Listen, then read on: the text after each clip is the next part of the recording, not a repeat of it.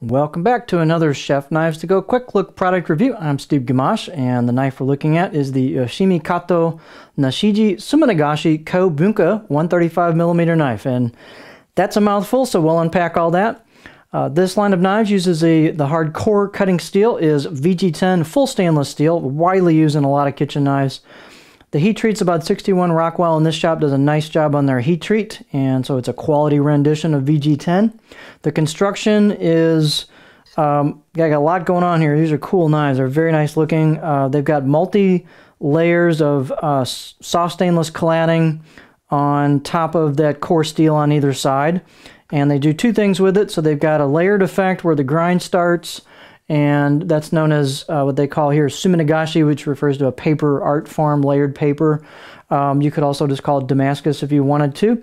The Nashiji refers to this mottled pearskin finish.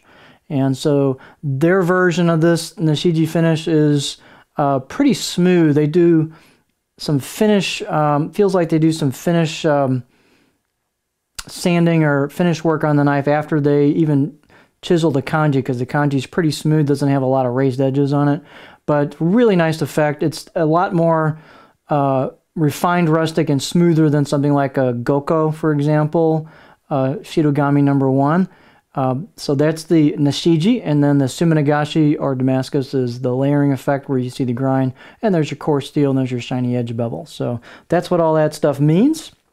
So I've seen every knife in this line, and they're one of the most consistent lines I've seen over the years I've been doing this, and they're consistently well-made, well-crafted, clean grinds, good fit and finish, straight blades, good edges, just real consistent lines. So that says a lot.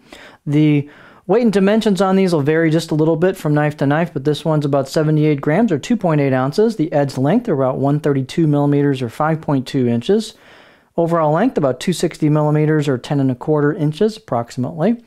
The style of blade that this entire line is made up of is rather thick coming out of the handle, but then they thin out pretty quick and have a fairly stout spine, but then they thin out really nice towards the edge. This is a compact knife, but it's about 2.6 millimeter thick spine above the heel, the back of the heel known as the chin, and then halfway down is about 2 millimeters. I measured it, 2.0.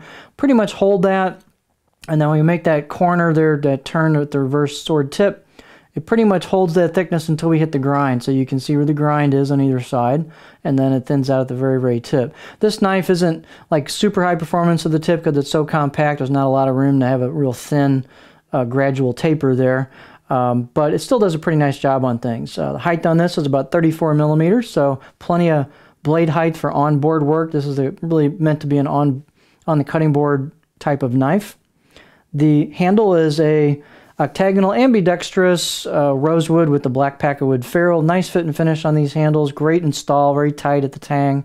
The circumference of the handle where the packawood ferrule meets the wood is about 64 millimeters or 2.5 inches, and that fits the knife of this dimension perfectly. It also brings the balance point to a reasonable spot. It's not really that handle heavy, so it's just about where that choil is. The back of the blade, so it's a good neutral balance point. Feels nice and nimble, but not super handle heavy. The knives are, as I said, consistently finished very well, and this is a really pretty blade.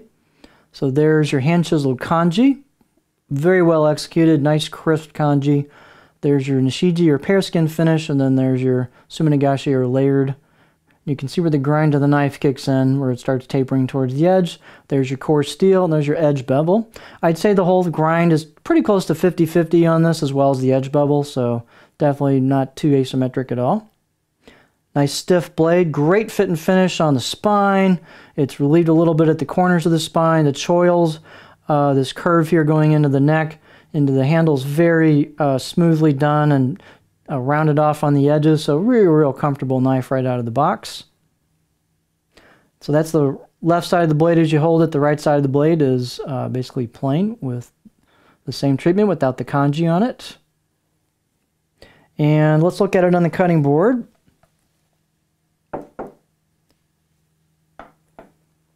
So this knife's not really meant for in-hand work. It's got plenty of clearance for your hand on the board.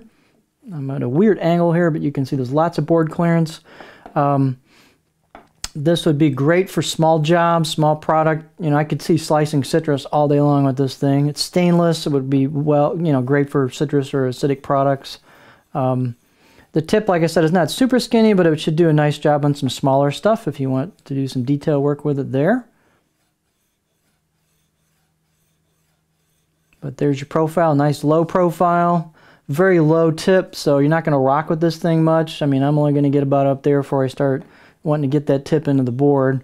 So meant for small stuff. You can rock just a little bit with it, but probably not the best rocker in the world. But it's a neat little knife, so it's cool looking, plenty of board clearance, be great for all kinds of little utility tasks. So it's a great line of knives. So this is the Kato, Yoshimi Kato Nashiji Suminagashi Kobunka 135mm knife.